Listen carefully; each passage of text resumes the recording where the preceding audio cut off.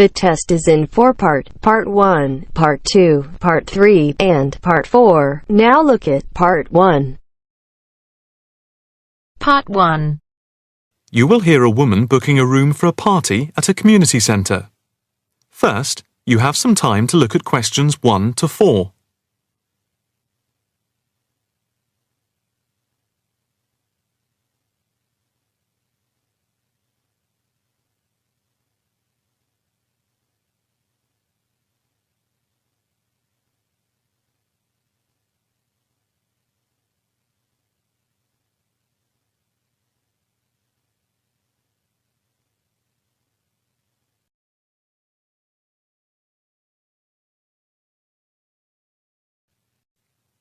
Now the test will begin. You should answer the questions as you listen, because you will not hear the recording a second time. Listen carefully and answer questions 1 to 4. Hi, good morning. My name's Pete. How can I help you? Hi, my name's Maria Lincoln. I understand you hire out rooms in the community centre as venues for parties? Yes, we do. We've various sized accommodation. It depends on what you're looking for, really. We're looking to hold a party, a children's birthday party, and we need a room that will hold about 70 people, with space for a small disco area, games, dancing, and food. Well, we have a large room, and it would certainly hold at least 100 people comfortably. It's used a lot for parties and things like that. That sounds as if it might be suitable. I've tried various venues, and they're either booked up or they don't hold enough people. Can you tell me when you were thinking of holding the party? I know it's short notice, but we wanted to hold it Saturday week. That's September 15th. Let's have a look. Yes, you're in luck. The Mandela suite is free then.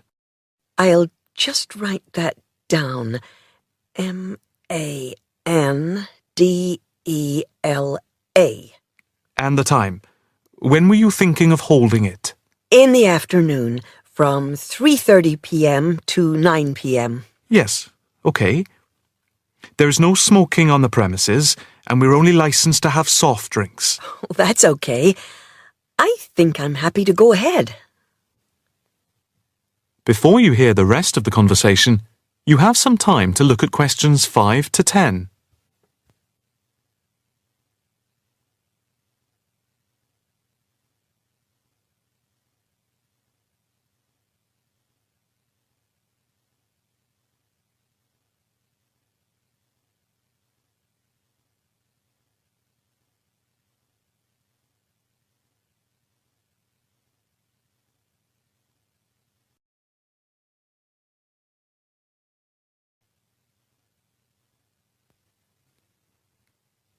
Now listen and answer questions 5 to 10.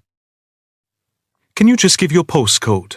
Yes, it's PA5 7GJ. Fine. And the flat and street number? It's flat number 40, and the street number is 35. Okay, so that's flat 40, 35 Beaches Street. Yes, that's right. And a contact number? My landline is 223279 with the code. But I'll give you my mobile number, which is 07897 293381. Okay, 293381. Can you tell me how much it will cost? It's quite reasonable, actually. It's £115 for the hire of the room, with tables and chairs. But if you want to hire disco equipment, we've got a basic system with speakers and other equipment for £25. But there is no technician around in case anything goes wrong. And of course, it's optional. That would save us carting something from home, but maybe we should bring a spare sound system just in case. We've never had any problem with the system, but you might not want to take any chances. What about catering? Well, we had thought of getting everyone bringing something.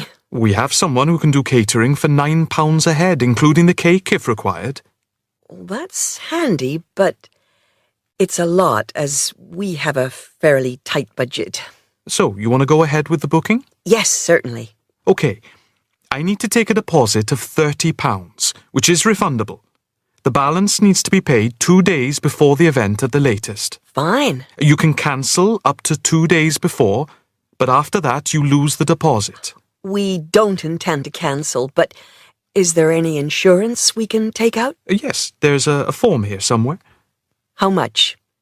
It's, let me see. It's only £9 for the 24-hour period, and that covers you for cancellation, damage, and injury.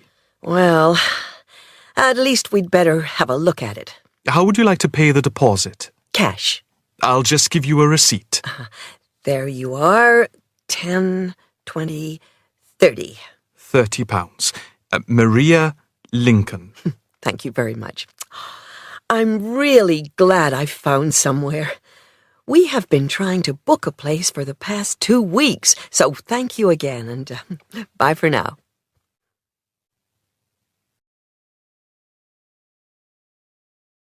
That is the end of part 1.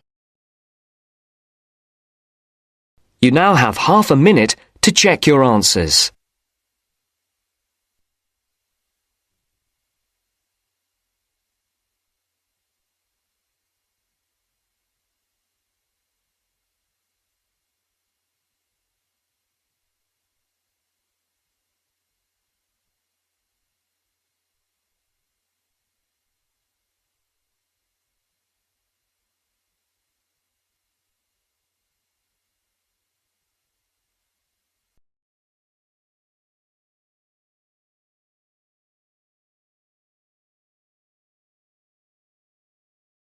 Now turns to part 2.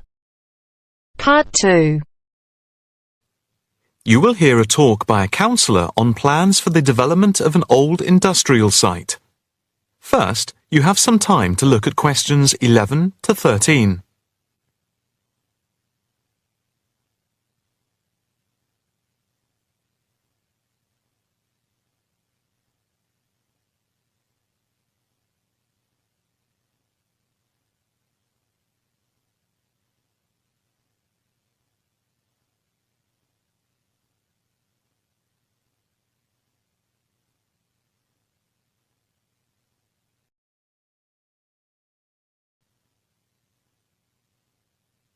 Now listen carefully and answer questions 11 to 13. Good afternoon, ladies and gentlemen. My name is Councillor Norma Boyd, and welcome to this exhibition about the development of the old paper mill factory and gasworks site, which has been lying unused for more than a decade. There has been pressure on the council to use the land to build a training centre and a small business park. However, we have been encouraged by local people to create an open area for the benefit of the community, providing much-needed space for recreation.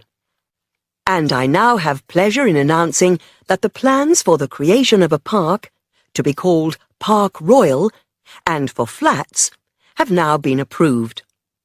I'm also pleased to announce that we have secured sponsorship from local organisations. More detailed plans of the developments are available from the council website, details of which are in your pack. In the meantime, I'd just like to take you through the plan here on the screen. Before you hear the rest of the talk, you have some time to look at questions 14 to 20.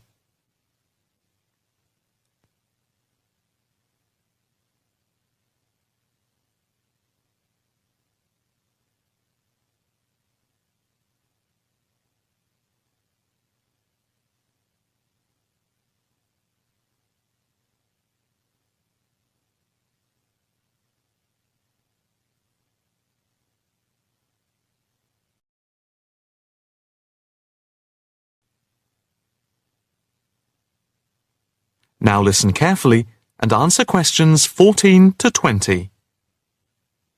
If we start here at the bottom, you can see Parkside Street, where the main entrance to the park is. On the left of the entrance, in the bottom left-hand corner of the plan, there will be a block of 40 studio flats.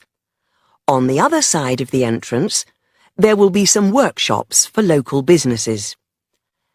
There will also be another entrance here, on the top right, which leads into Pear Street.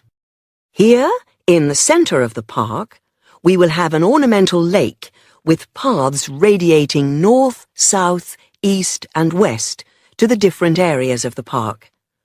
In the top right-hand corner, just by the Pear Street entrance, there will be a large sports area with 2 football pitches and 4 tennis and volleyball courts.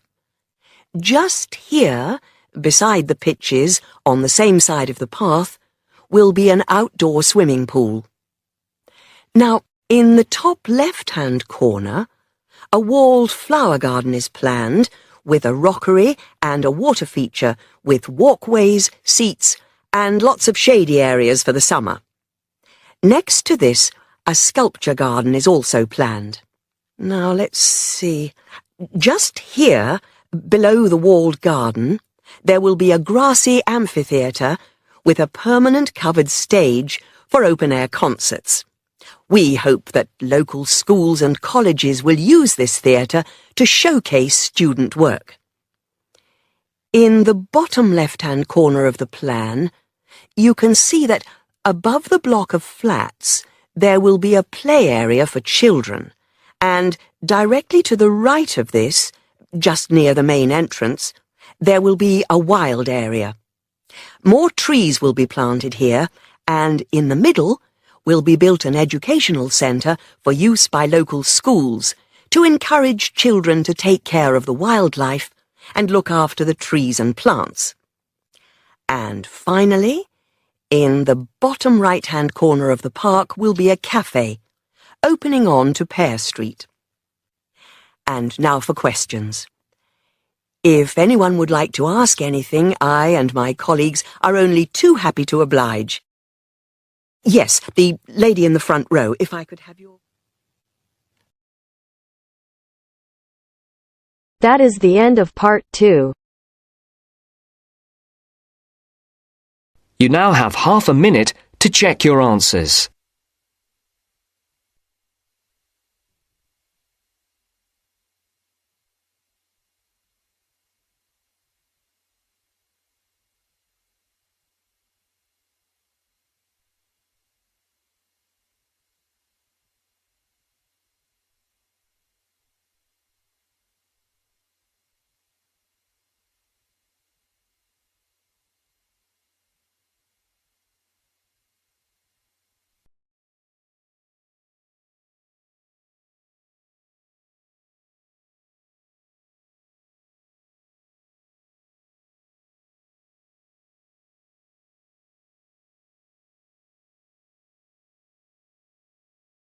Mr. Jackson, who feels that he is physically unfit, is consulting with his doctor about his health condition. Before you listen to their conversation, you have a chance to read questions 21 to 24.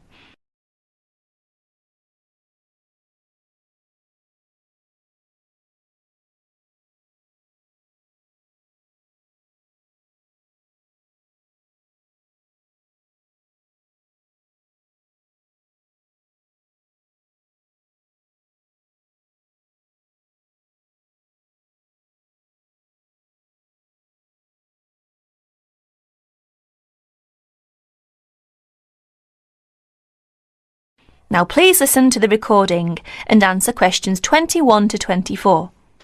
Well, Mr. Jackson, the first and important thing I have to tell you is that there is really nothing seriously wrong with you. Physically, that is. My very thorough re-examination and the analyst's report show that basically you are very fit. Yes, very fit.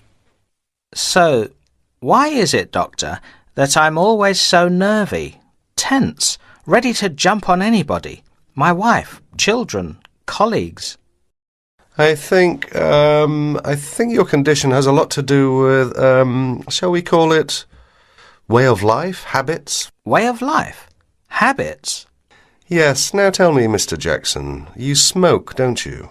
Yes, I'm afraid I do, Doctor. And, rather heavily, I imagine. Well, yes. I smoke, about 40, 50 a day, I suppose.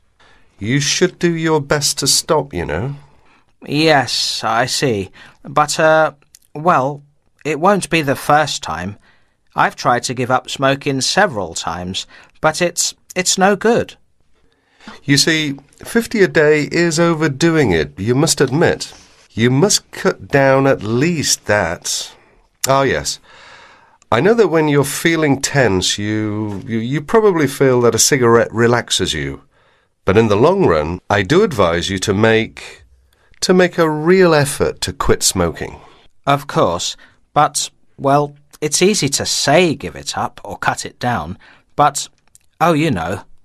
Well, in my opinion, you have no choice. Either you make a real effort or there's no real chance of your feeling better. You see, well, obviously I could prescribe some kind of tranquilizer, but would that help? I'd prefer, and I'm quite sure you'll agree, I'd prefer to see you really back to normal, not just seemingly so. And that's my reason for asking you several more questions about your other habits. Right. Now you have a chance to read questions 25 to 30.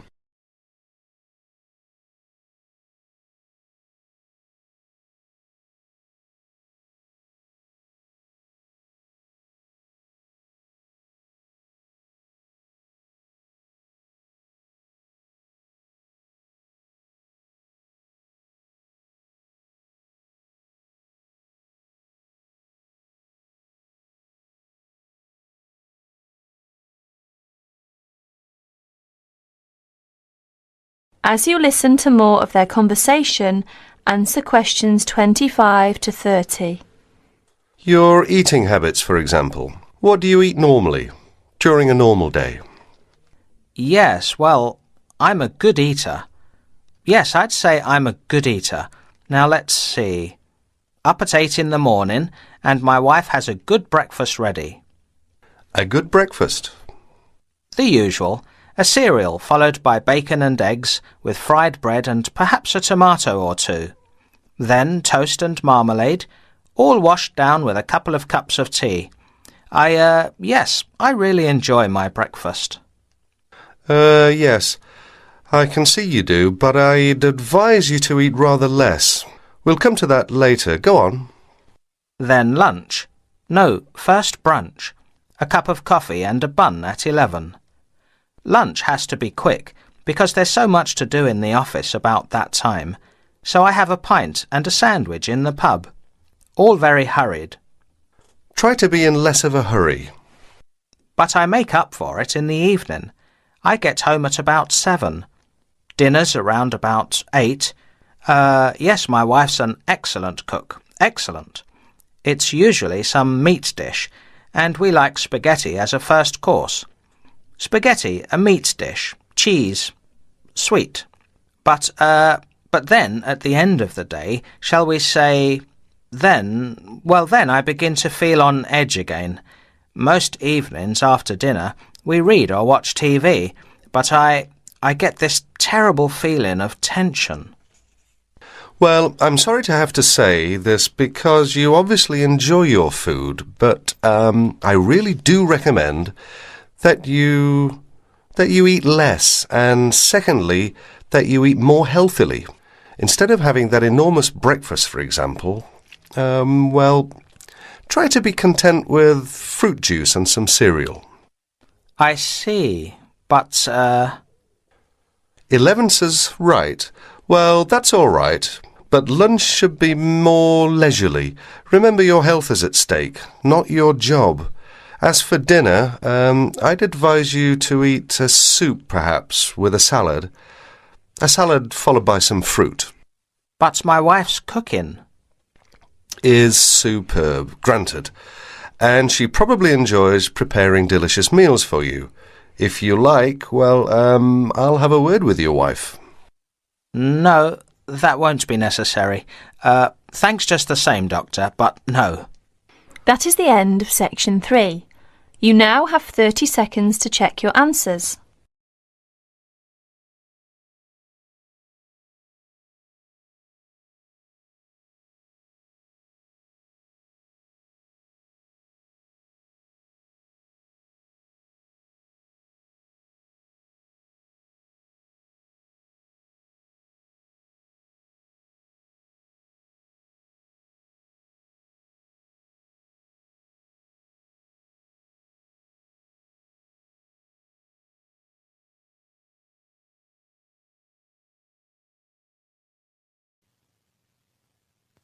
Now turn to section 4.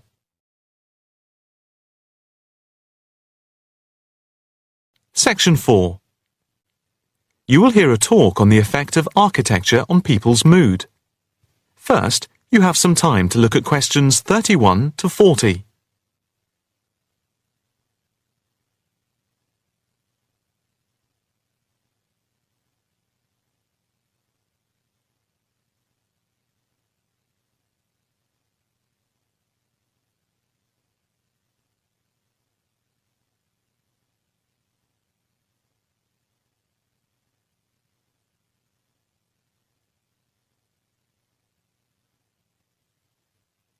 Now listen carefully and answer questions 31 to 40.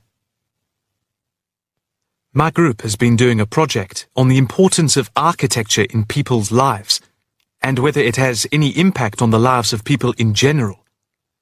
The main part I have played is in the collection of data to find out what effect, if any, various buildings have on people's mood, i.e., whether ugly buildings make people unhappy and whether beautiful buildings do the opposite. We had originally thought of starting measuring people's reactions by using a questionnaire with about 40 questions, which we were going to hand out to people, including students at the university. But we were worried that doing the questionnaire would be too time-consuming for people to fill in, so we gave up the idea. I then asked several of the postgraduate students for advice. One of them came up with the simple idea of showing people images of various buildings from different eras and styles, instead of giving out the questionnaire, and asking them to indicate how they felt on a scale of 1 to 5 about the images, where 1 was unhappy and 5 was very happy. People would also be given the option of not saying what they felt. Using the scale meant that it would be much simpler to record people's reactions. I decided to follow this advice, and so the first stage was to collect a large number of images. I used Google to print off colour images of views of houses and apartment blocks where people live, and different types of buildings where they work. I started with about 30 or 40, and then reduced them to 10 images. Media resources in the Amory building at the Judd Street branch of the university helped me produce the final images. I had them blown up to A4 size, and we used colour rather than black and white to make the detail on the images clearer. We made 5 sets of images, and for protection when handling, we pasted the images onto hard card. Then, using a machine to wrap them with plastic, we laminated the cards. 5 of us targeted different age groups. We went to a local school where we obtained permission to ask a group of teenagers between 11 and 18. We also asked a sample of the general public, including tourists from all over the world, as they exited the Tate Modern in London, what they thought. We aimed to ask people from different age groups, namely 20 to 40 and 50 and over. What our group learnt most from the project was first of all the value of teamwork. And secondly, we found that we had to appoint a leader to stop us pulling in different directions and falling apart. So this turned out to be an invaluable lesson for all of us. As to the findings, for us they proved intriguing. In the end, the sample consisted of 311 respondents. I thought initially that people wouldn't be interested in taking part. With the youngest age group, their reaction was very mixed. it was clear that the youngest group had no pattern of preference at all, as they frequently gave no reaction to the pictures. For the 20 to 40 age group, we found that they tended to score more in the middle range, around 3. We found that out of the 3 groups, the most likely to be favourably affected by the images, that is, they were more likely to score the images as 5, were those aged 50 and above. And nobody in this age group failed to say what their reaction was, which was unique for the 3 groups. In total, I have to say that about 71 people indicated that they had no reaction at all to an image. Our general conclusion is that we need to find out more about why people react as they do, by perhaps giving them a chance to give reasons for their decisions. I would like to finish there, and give my teammates a chance to add anything I've missed, or take any questions or suggestions. That is the end of section 4. You now have half a minute to check your answers.